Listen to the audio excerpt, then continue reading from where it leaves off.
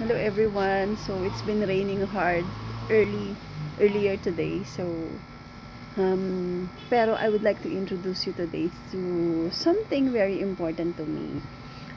I've been taking care of this since lockdown. So ipapakilala ko siya sa inyo.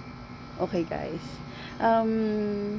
To give you a little bit of hint about it. Living thing siya. Okay. Pero, importante siya sa buhay ko. Importante din siya sa buhay ng nating lahat. So, tingnan natin kung ano siya, okay? Wait. Ito siya.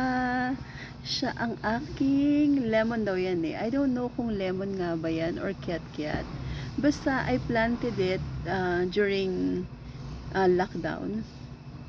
So, yan siya. Malaki na siya. It's like almost 2 rulers na ang height niya. So, ililipat ko na nga siya sa bagong paso. Yan siya.